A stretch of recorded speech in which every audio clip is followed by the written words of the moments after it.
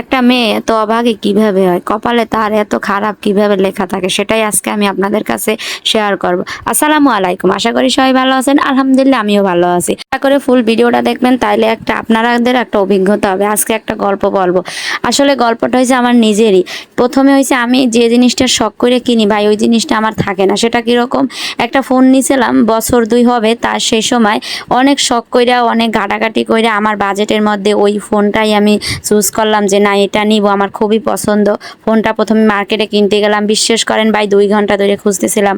আমার এইখানের যে মার্কেট, ফোনের মার্কেট, ওইখানে এই ফোনটা ছিল না। যাই হোক, অনেক কষ্ট করে 2 ঘন্টা খোঁজার পর এই ফোনটা একটা ভাই আমারে এক জায়গায় দিয়ে আইনে দিল। যাক আলহামদুলিল্লাহ, যে কালারটা চাইছিলাম ওই কালারটাই পাইছি। খুবই খুশি মনে আমি এই ফোনটা নিয়ে বাড়ি আসতেছিলাম। ছোটবেলা থেকেই শুনতে আসছি যে নতুন ফোন কিনলে নাকি 24 ঘন্টা চার্জ দিতে হয়, বা সারা রাত চার্জ দিতে হয়, বা 8 ঘন্টা চার্জ দিতে হয়। যাই হোক, ফোনটা যখন অনশিপ ছিল তখন 34% ভাই চার্জ ছিল।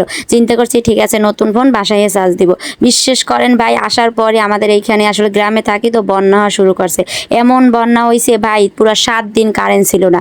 7 দিন কারেন্ট না থাকার কারণে ফোনটা একটু চার্জও দিতে পারিনি। যাই হোক, 7 দিন ফোন বন্ধ ছিল। তারপর আমি 7 দিন পর ফোনটা কারেন্ট আনার পর চার্জ দিলাম, চার্জ দিয়ে অন করলাম।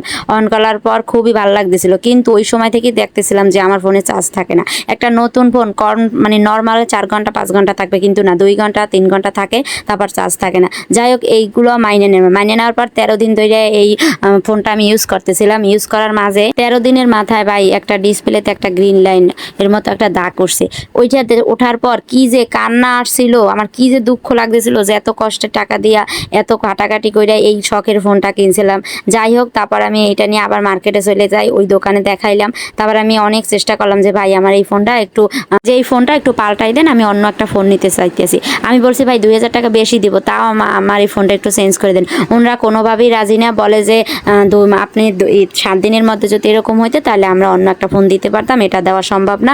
শুধু এখন আমরা একটা কাজই করতে পারি, কাজটা হইলো যে এই ফোনটা আমরা এখন সার্ভিসিংয়ে কোম্পানিতে পাঠাইতে পারি। এখন কি করার ভাই, কিচ্ছু তো করার নাই। ফোনটা অনেক শখ করে অনেক কষ্টে টাকা দিয়ে কিনছিলাম, তারপর সার্ভিসে পাঠাই দিলাম। 7 দিন মানে ওনারা বলছে এতটুকুই করতে পারি, অনেকের 15 দিন লাগে, 1 মাস লাগে, আপনার ক্ষেত্রে 7 দিন লাগবে। তারপর আমি 7 দিনের জন্য পাঠাই দিলাম ফোনটা, যে ঠিক আছে। তারপর 7 দিন ভাই ফোনটা দিল।